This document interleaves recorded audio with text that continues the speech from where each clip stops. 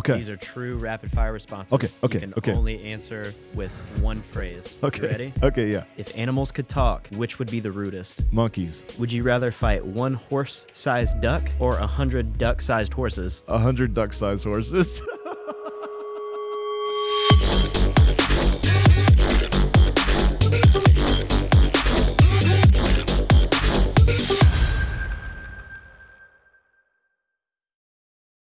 Three, two, one. I'm Spencer Nix, and this is the BPR Podcast where we talk about the art of radical health and athlete design. And today we have a special episode with the podcast producer, Caleb Gautreaux.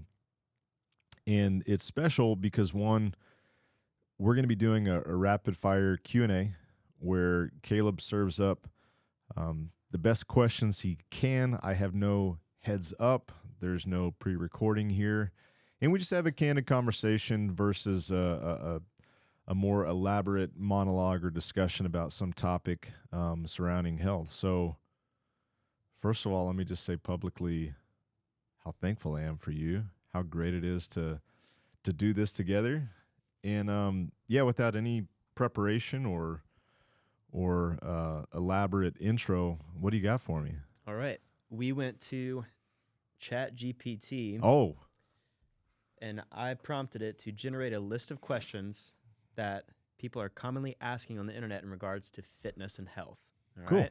We'll just go down the list. There's a couple of them I'll bounce around. But first up, what is the best exercise for building muscle? Obviously all these answers are going to be really biased, and if I had more time to think about it, maybe I would say some other name. But if I had to pick like one movement, Just one. it would be a compound movement, and it would be a squat. It would be a back squat.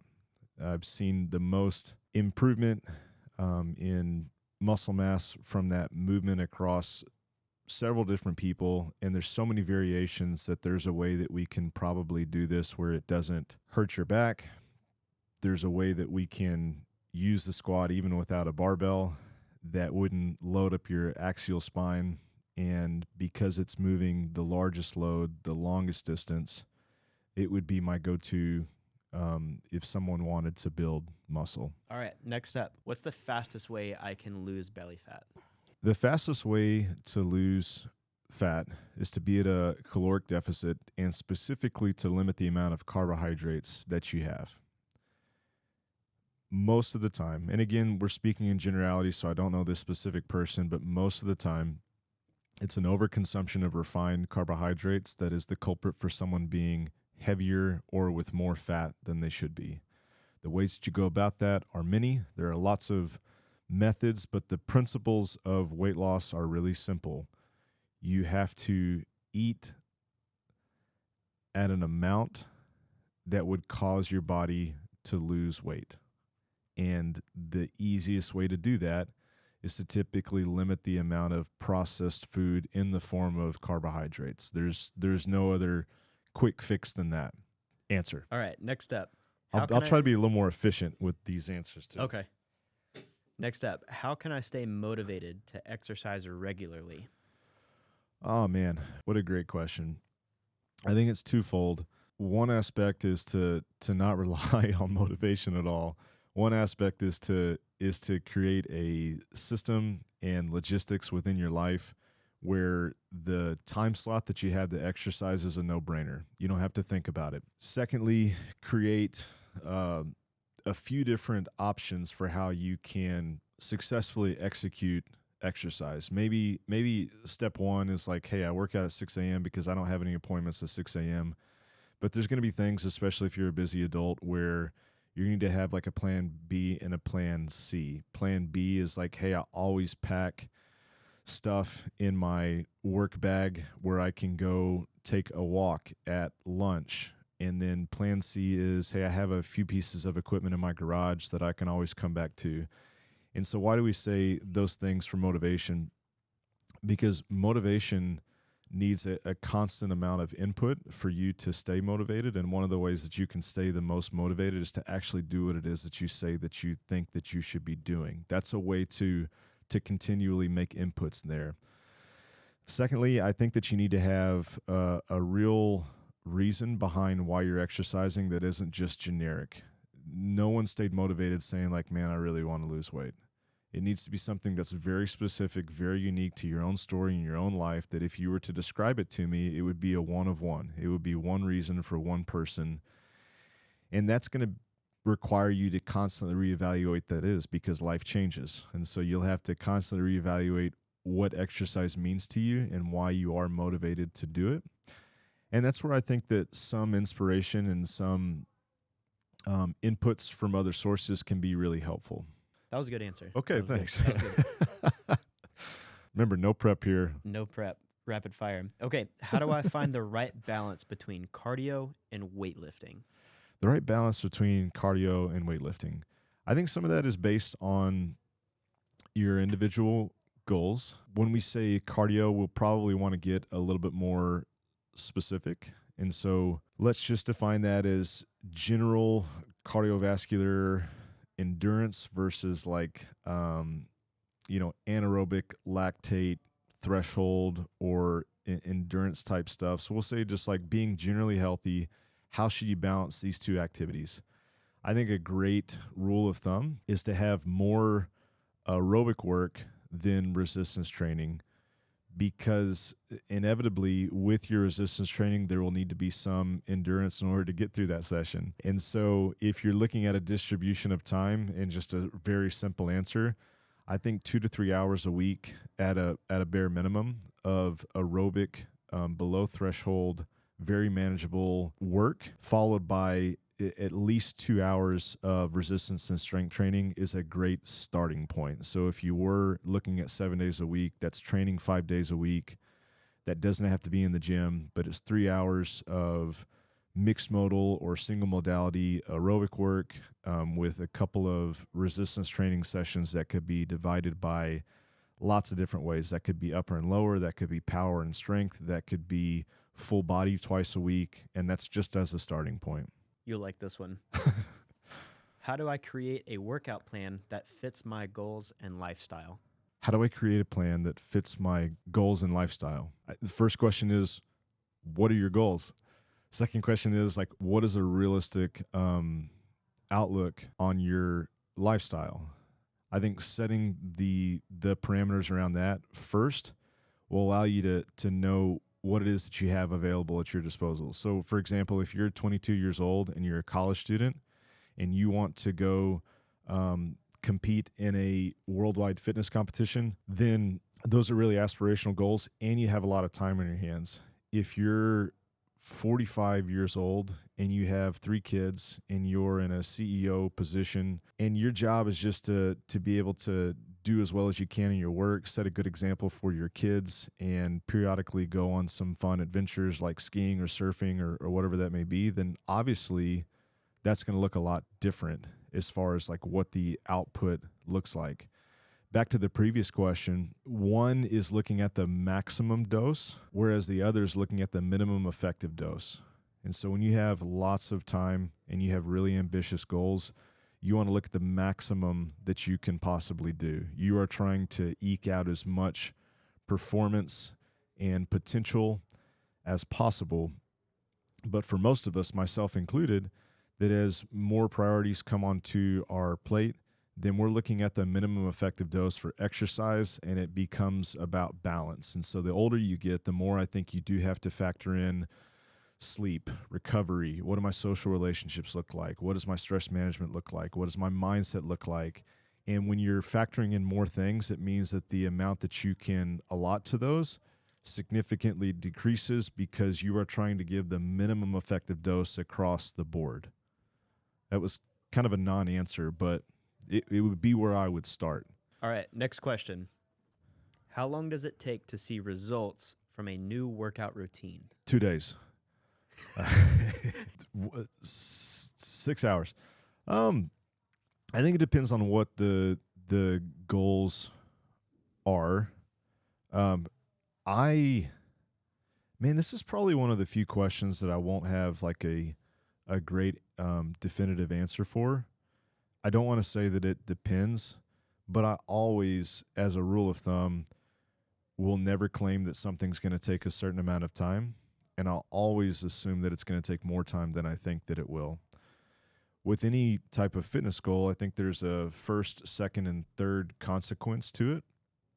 And so let's talk about probably the obvious of why this question is asked. What's the quickest that somebody can lose body fat? We've seen it happen as fast as 2 to 3 weeks. That's not typical, but that's something that can happen. As far as huge adaptations in strength, muscle mass, that can happen in as soon as 6 weeks, even though that's not always the case. As far as changes or adaptations in capacity, that means your ability to do better at certain performances. That could be somewhere between 2 months to even longer.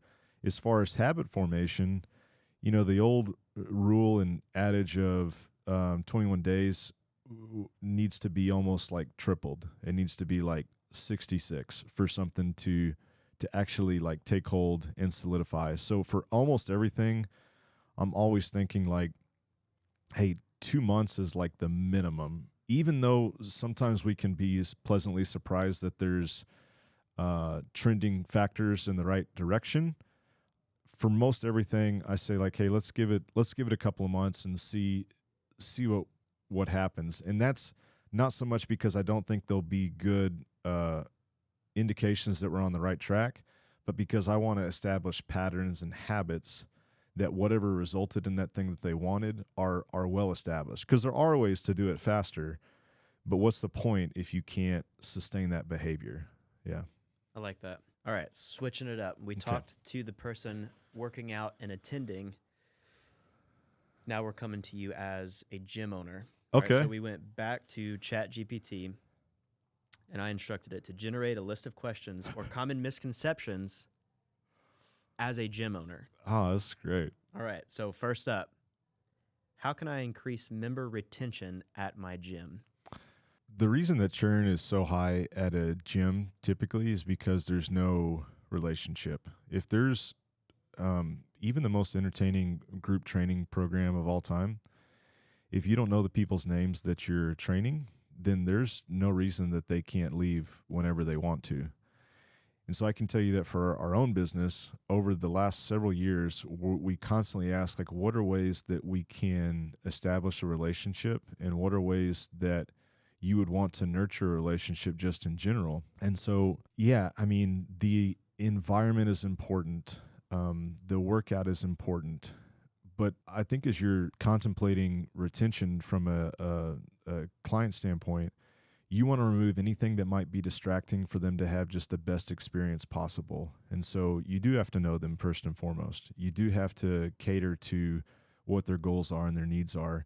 You do want to customize when it's appropriate. You do want to have a clean facility. You do want to have a good workout. But all of that is in support to wanting to have the best relationship possible with the clients that you have. And if you look at it, there's a great book called Firms of Endearment, and it's talking about just being unreasonably like hospitable to people, really, really listening when they talk, like really basic stuff as humans. But that has seemed to be the right train of thought for anybody that wants to improve their retention. What are some effective strategies for managing gym staff and fostering a positive work culture? I think the best thing that any leader can do is to instill hope. If a staff member doesn't feel hopeful, you blew it. And there's a lot that goes into that. If they feel like their job is on the line, there's no hope. If it feels like at any point in time they could be fired, there's no hope.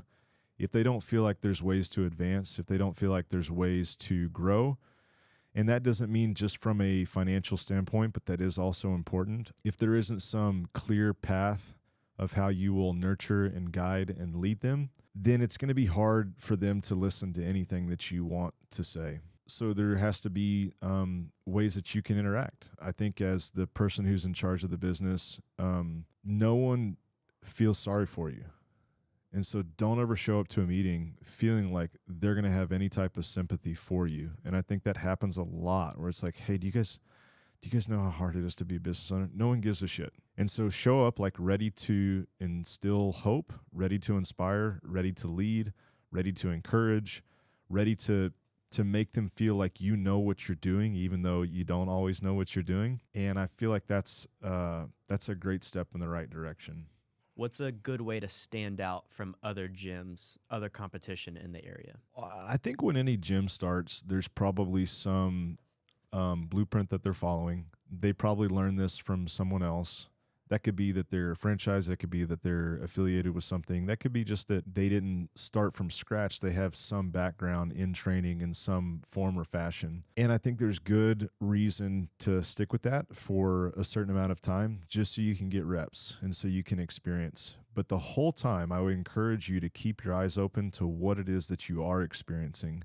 Because inevitably, if you are paying attention, you will come up with some conclusions that are just your own. You will find that there is a certain way that you think that things should be done. Don't care about what anyone else is doing. For a long, long time, I had no earthly idea what any other gym looked like because I didn't care, because I was just trying to make things optimal in the way that made sense for my brain. I think when you pay attention and you come up with some of those thoughts for yourself, you can start to make those implementations very slowly and always ask these 3 questions. Is it good for the business, not you? Is it good for the entity that supports your career? Is it good for the clients? And is it good for the coach? Is it good for the staff of the people that you are trying to take care of? And if the answer is yes to all 3 of those, you can boldly move forward knowing that it's an okay reason that you have made this change. Because change is not popular. So as you continue to make changes, people aren't going to be in wholesale agreement with that. But you can come back to the reasoning behind that and know these are good reasons why I'm doing this thing. If that differentiates you from other gyms, great.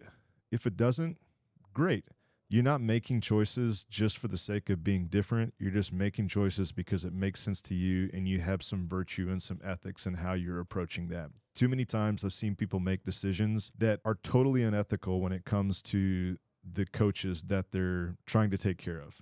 Or too many times, it's actually not good for the business. They're doing something that's great for the coach. They're doing something that's great for the client, but it totally destroys their profit margin. Or, they're actually not doing something that's good for the client and it's only serving them and the coach. And so it has to appease all 3 of those. And I think that if you do that, you will probably start to distinguish yourself in ways that are unique, but that'll never be the point. It'll just be doing what you think is the right thing. So these will kind of go hand in hand.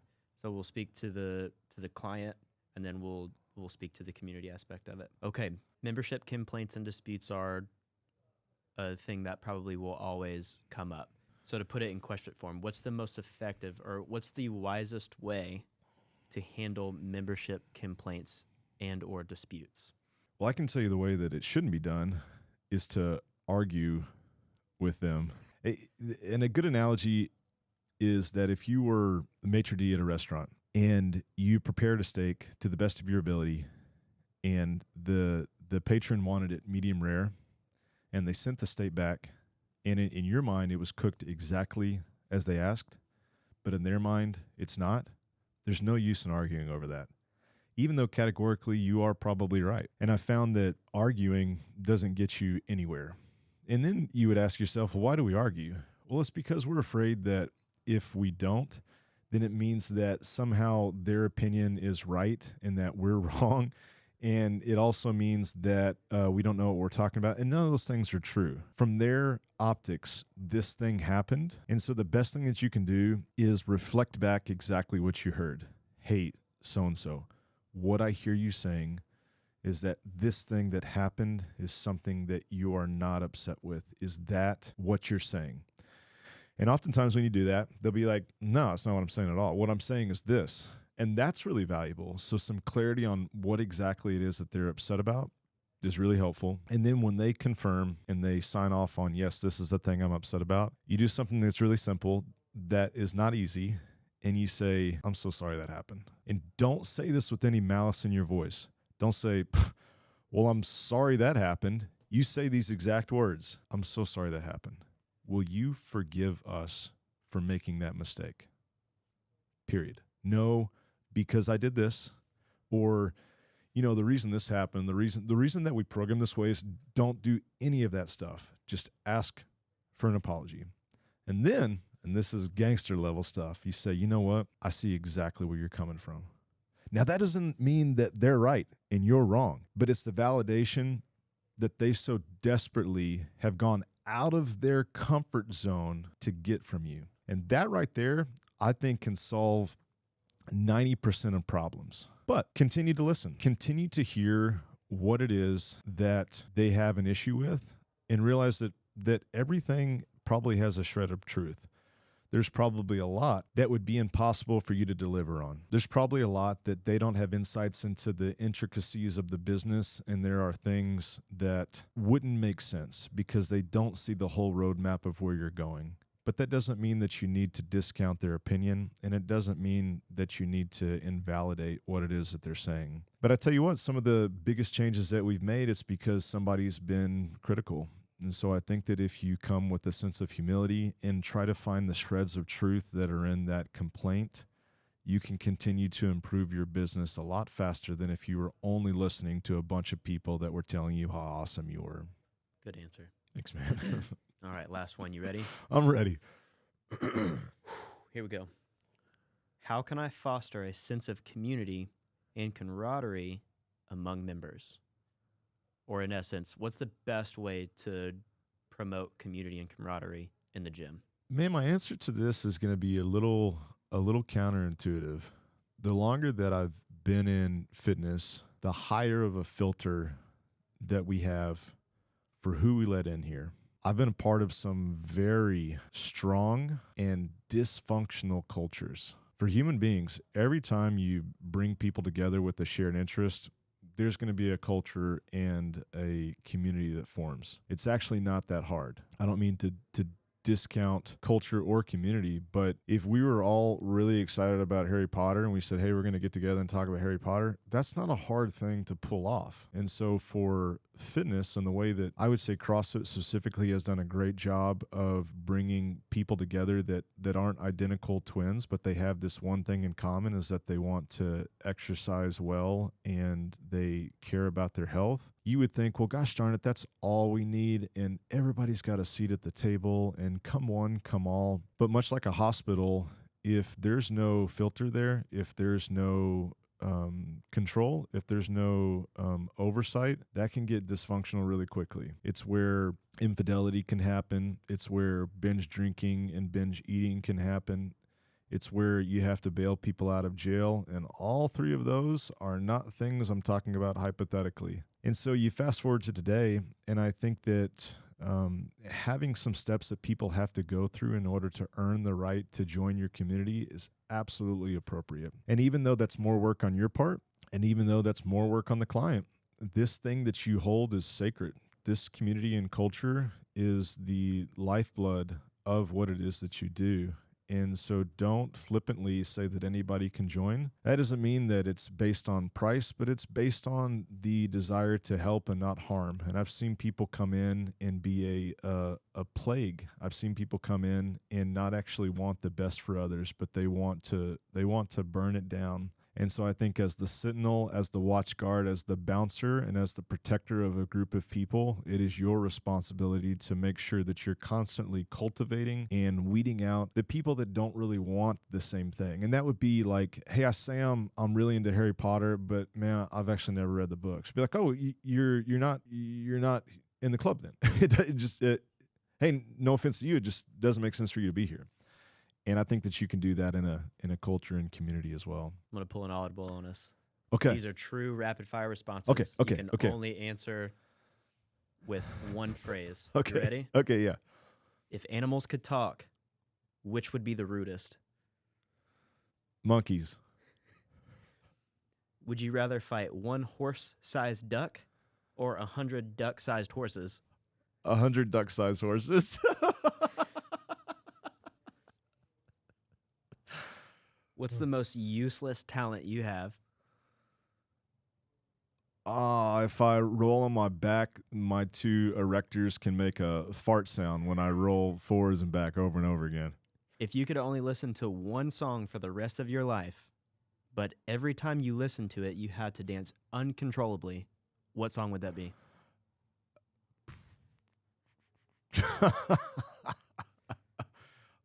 Thinking About Your Love. Who sings that? Turner and Skipworth.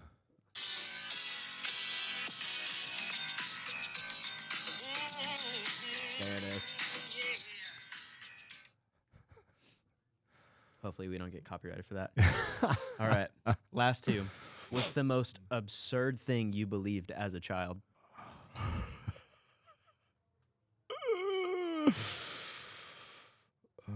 The hamburgers were bad. All right. Last one.